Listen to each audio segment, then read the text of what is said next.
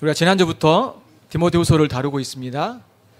여러분이 알듯이 디모데후서는 복음에 관한 책입니다. 특별히 고난에도 불구하고 복음 안에서 인내할 것을 바울이 디모데에게 권면을 합니다.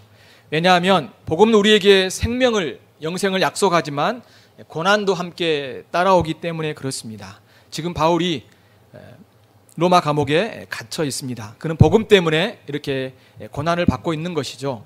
이런 상황 속에서 바울은 그의 편지에서 디모데를 향해서 본문 속에 세 가지 면으로 우리에게 권면을 합니다. 첫 번째는 뭐냐면 은사와 관련된 겁니다. 하나님의 은사를 다시 불붙게 하라고 말하고 있고, 두 번째는 하나님의 능력을 신뢰할 것을 말합니다.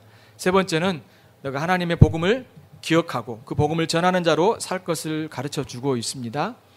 먼저 첫 번째 부분을 살펴봅니다. 6절과 7절을 보면 제가 이 말씀을 읽어보겠습니다. 그러므로 내가 나의 안수함으로 내 속에 있는 하나님의 은사를 다시 부릴 듯하게 하기 위하여 너로 생각하게 하노니 하나님이 우리에게 주신 것은 두려워하는 마음이 아니요 오직 능력과 사랑과 절제하는 마음이다 라고 말합니다.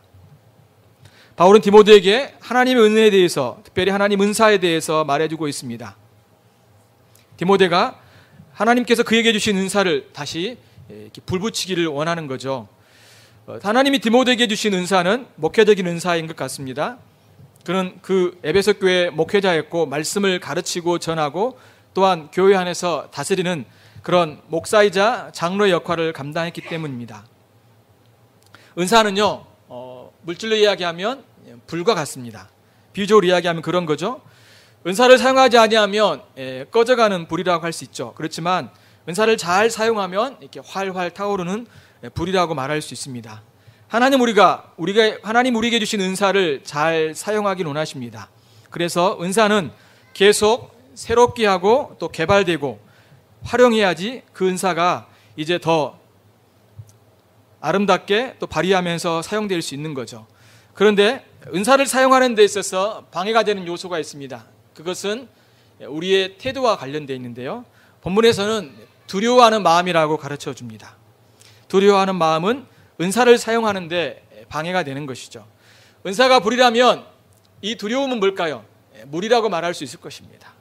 활활 타오르야 되는데 오히려 그 은사를 꺼트리는 그런 역할을 하는 것이죠. 그런데 이 방해물인 이 두려움은 하나님이 우리에게 주신 것이 아닙니다. 하나님 우리에게 주신 것은 오히려 능력과 사랑과 절제하는 마음이라고 가르쳐 줍니다.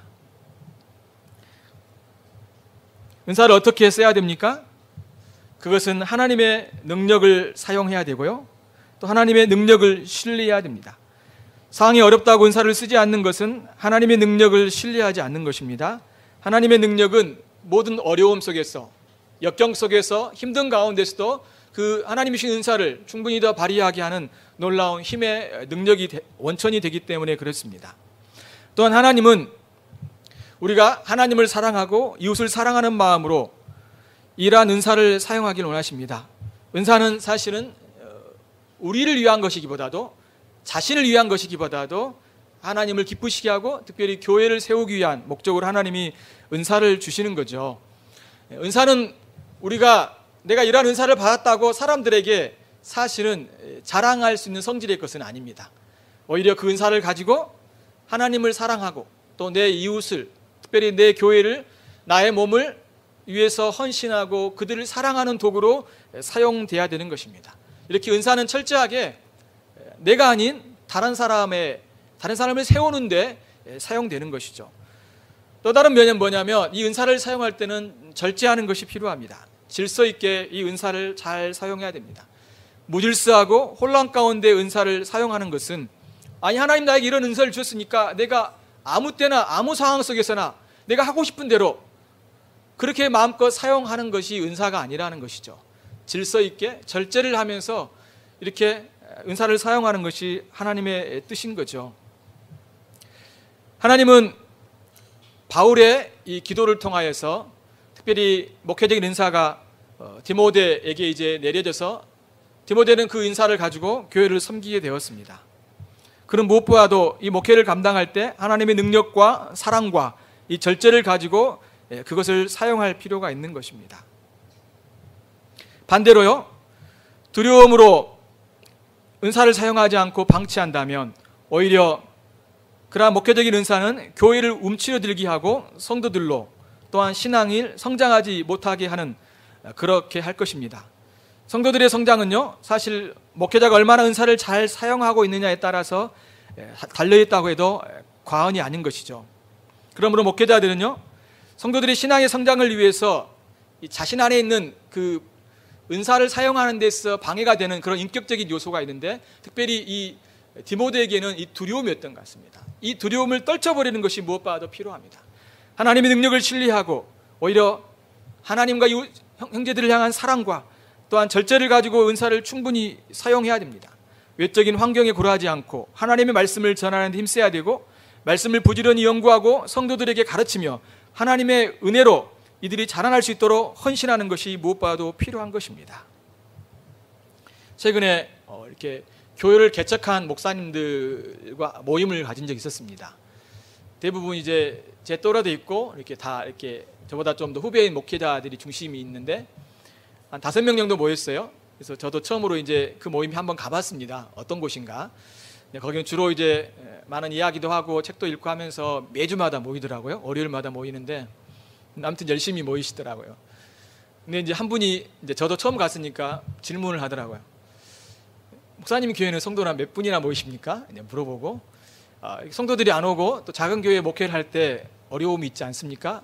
이런 어려움들을 어떻게 극복하십니까? 라고 이렇게 질문하더라고요. 그러면서 그분의 이제 속 이야기도 쭉 하시고, 그러면서 힘들었던 이야기도 쭉 하시고, 그러면서 이제 뭐 처음이니까 저도 막 속 이야기는 하지 않았지만 인내하고 있다라고 이야기를 했습니다. 인내하는 것이 가장 좋지 않겠습니까? 라고 이야기를 했는데,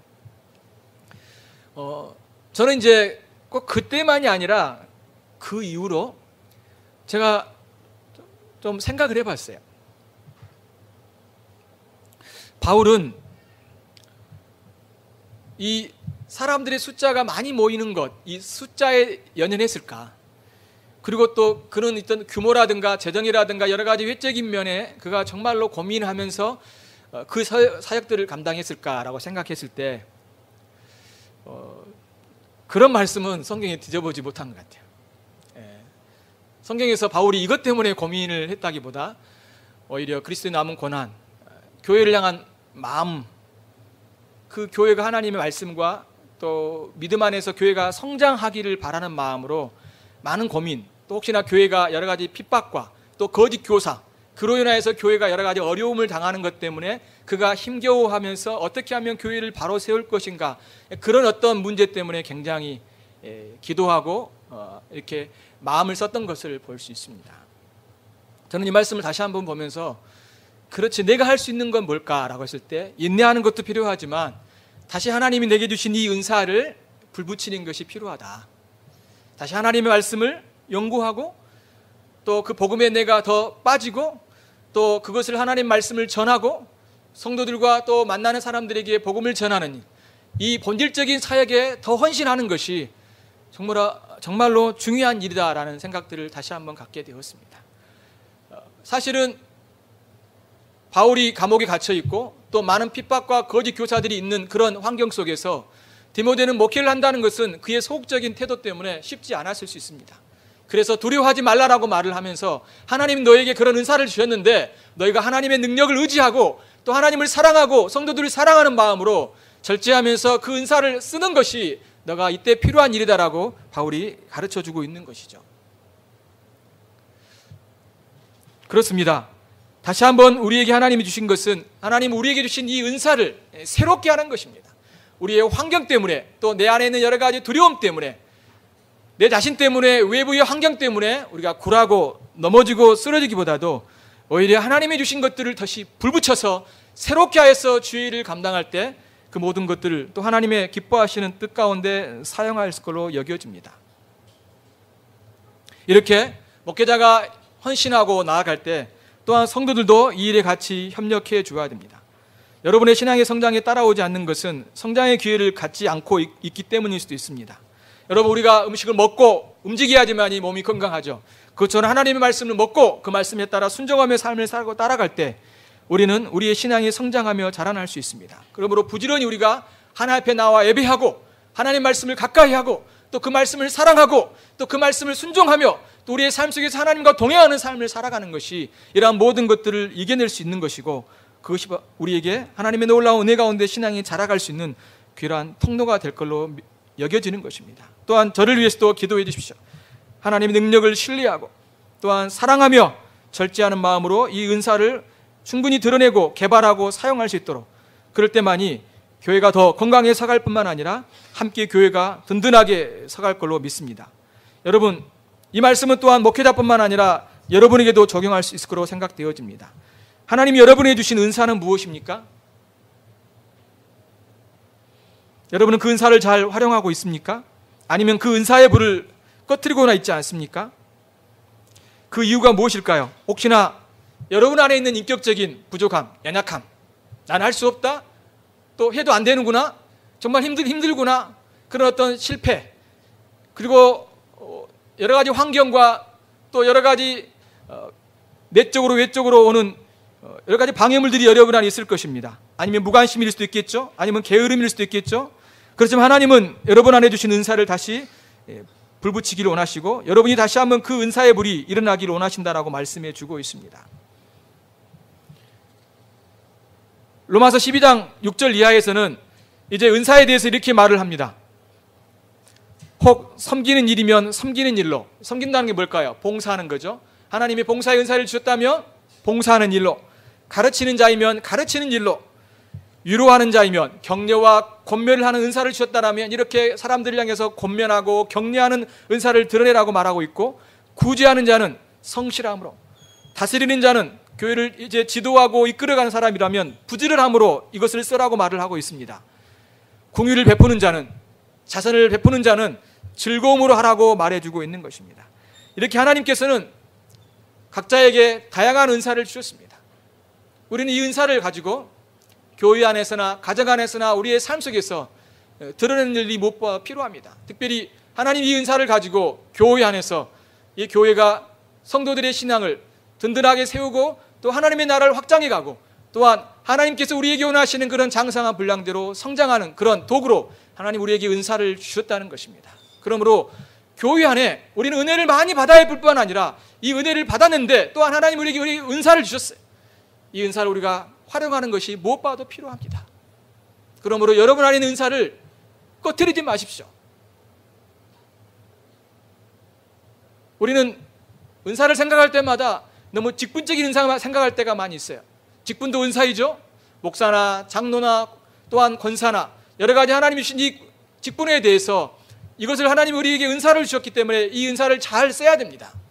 똑같이 하나님의 능력과 사랑과 절제로 우리가 사용해야겠죠.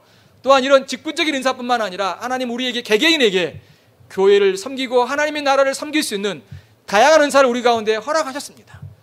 그런 은사를 여러분이 하나님으로부터 받았기 때문에 여러분은 그 은사가 무엇인지를 알 것입니다.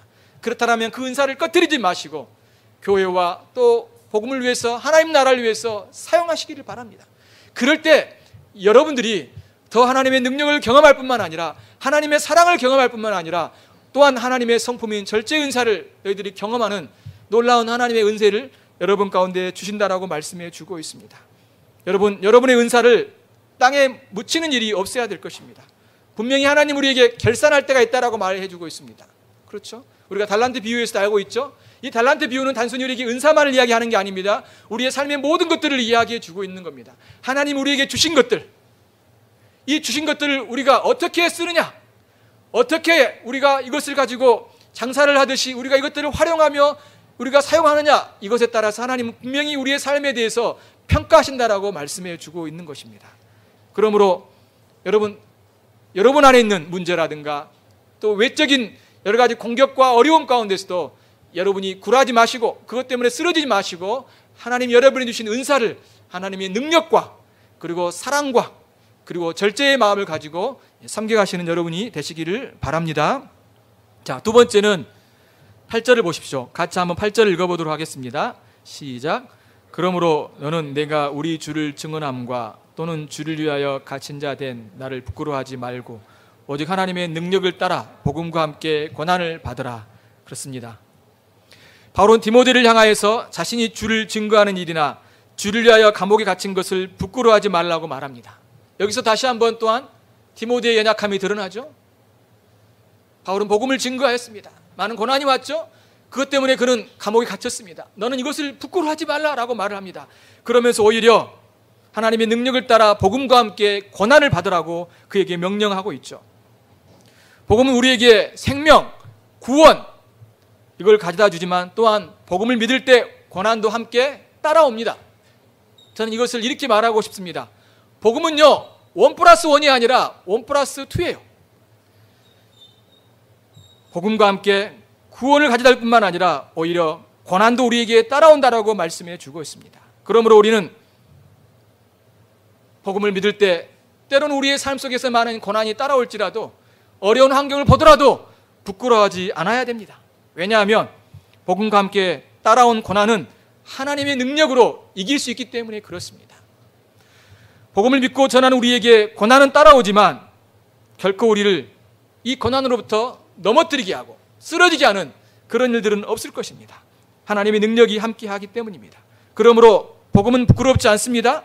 오히려 우리의 자랑이 된다라고 말할 수 있습니다. 저는 이 복음을 이렇게 말하고 싶습니다. 여러분, 남자와 여자가 결혼을 하죠. 두 사람이 결혼 후에 많은 어려움을 겪습니다.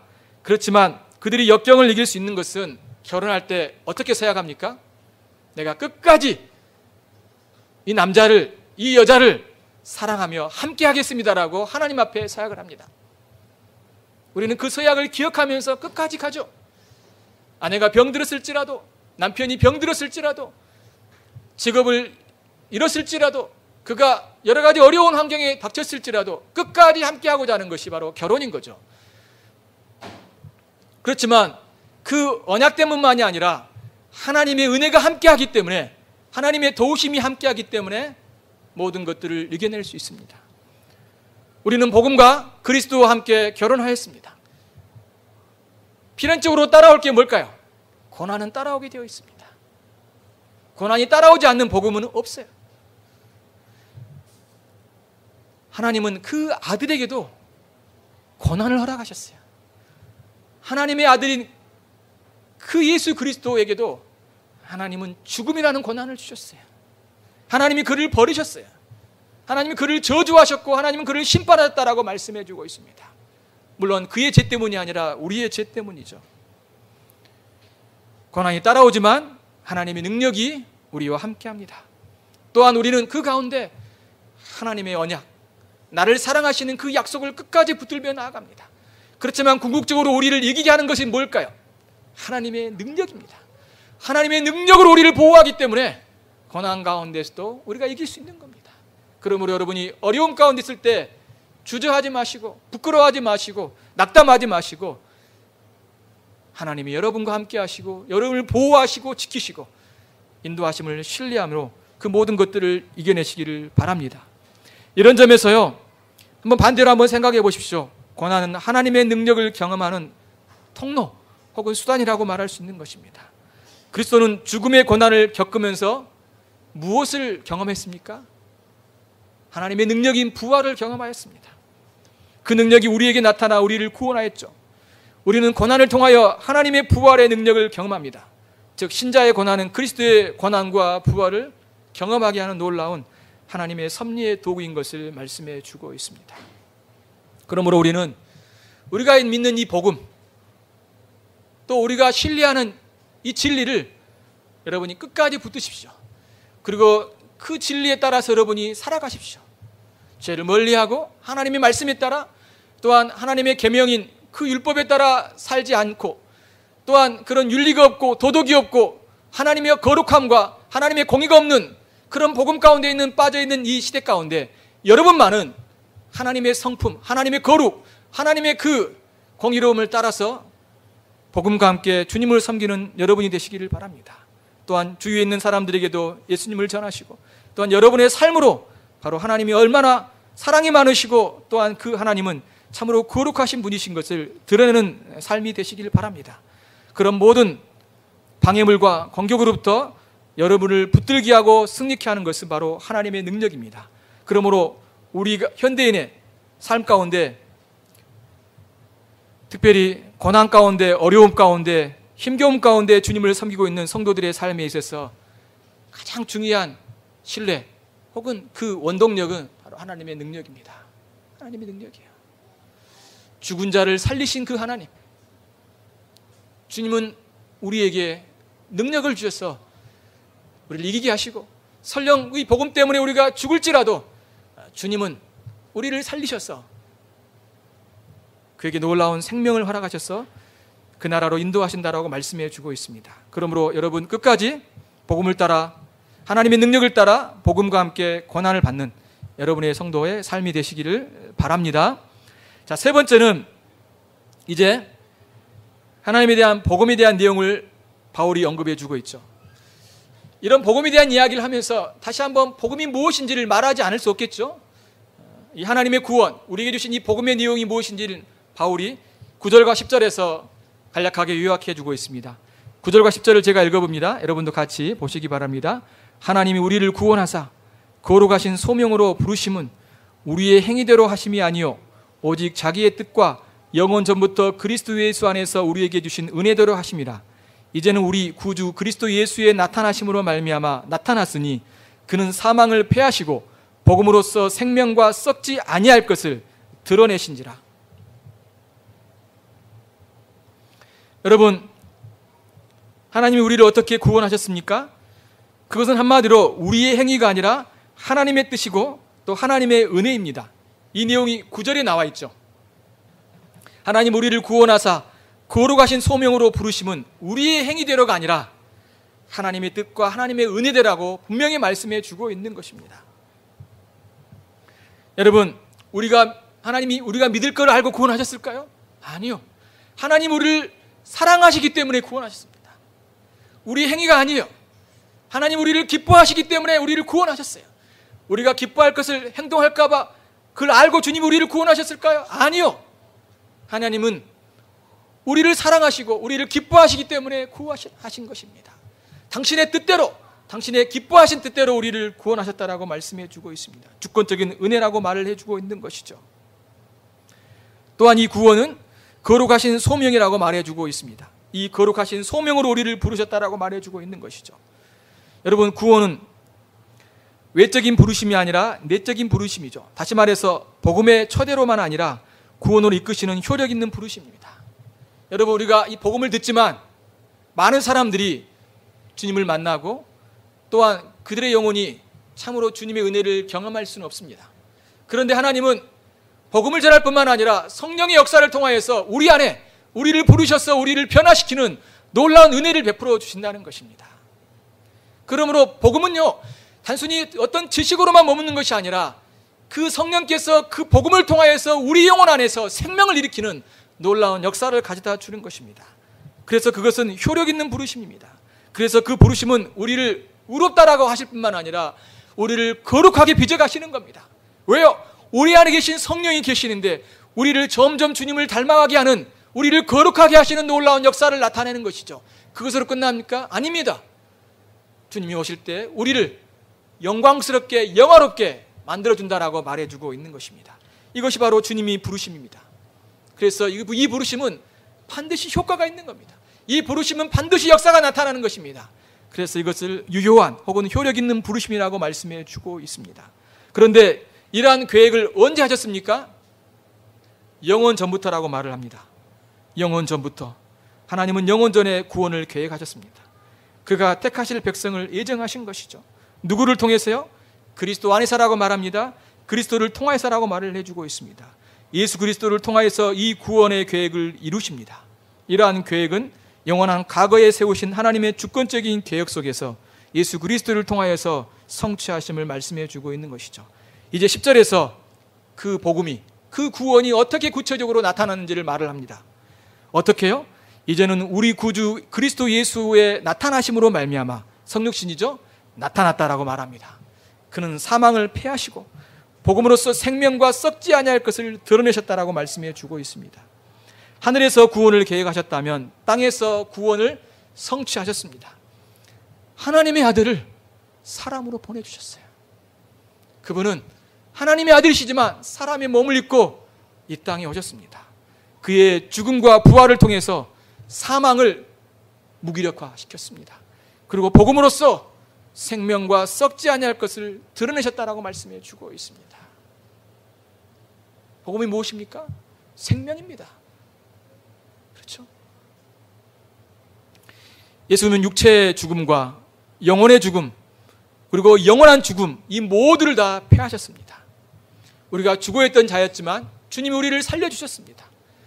여러분, 영혼의 죽음, 또한 우리의 육체의 죽음, 여러분, 우리가 육체는 죽지만 다시 부활하게 되는 것입니다. 또한 우리의 몸과 영혼이 하나가 되어서 영원토록 주님과 함께 살 것을 말씀해 주고 있는 것이죠. 이게 바로 사망이 패해진 것입니다. 복음으로써 생명과 썩지 아니할 것, 그렇죠? 이것을 드러내셨다. 부활, 영생, 하나님의 생명을 예수 그리스도를 통하여서 우리 가운데 나타내셨다고 말씀해 주고 있는 것입니다. 육체의 죽음이 여전히 우리 가운데 있지만 그것은 더 이상 그리스도인에게 위협도 아니고 원수도 아닙니다. 그리스도께서 부활하셨고 영원한 생명을 우리에게 주셨기 때문에 우리는 이러한 놀라운 은혜를 얻게 될 것입니다. 하나님께서 예수 그리스도를 통하여서 우리 가운데 두신 이 복음의 은혜를 여러분이 기억하시고, 하나님이 그 복음을 드러내고 복음이 확장되고 그 복음이 놀랍게 전파되는 그런 도구로서 하나님 여러분이 주신 은사와 또한 복음 증거에 우리는 최선을 다하고, 또한 여러 가지 어려움이 있을지라도 두려워하지 아니하고 부끄러워하지 아니하고 주의 사역을 감당하는 자들이 되어야 될 것입니다. 그래서 바울은 자신이 이 복음을 위하여 선포자와 사도와 교사로 세우심을 입었다라고 말씀해 주고 있는 것입니다. 우리가 복음을 알고 믿는 것이 얼마나 소중한 겁니까? 또한 우리가 그 복음을 따라 함께 주님을 섬기며 살아가는 것이 얼마나 가치 있는 일입니까? 또한 우리가 그 복음을 우리의 삶 속에서 말로나 행실로 드러내는 일이 얼마나 귀한 일입니까? 여러분, 무더운 여름철이긴 하지만 하나님이 여러분 안에 예수 그리스도를 통하여서 이 복음을 우리 가운데 주셨습니다. 여러분, 이 복음의 모든 방해물을 이겨내시고 하나님의 능력을 따라 주님을 섬기시고, 또 우리 안에 있는 여러 가지 연약함과 부족함이 있을지라도 하나님이 함께 하심과 우리를 인도하심을 소망하면서 여러분들이 복음 안에서 담대함으로 주님을 섬기시고 인내하시면서 주님을 섬기시는 여러분의 삶이 되시기를 바랍니다. 같이 기도하십시다. 이 말씀을 생각하면서 우리 함께 기도하십시다. 여러분, 우리 시대 가운데 필요한 것은 무엇일까요? 참으로 우리가 이 복음과 함께 주님을 섬기는 삶입니다. 하나님 우리에게 주신 이 복음을 여러 가지 유혹과 고난이 있을지라도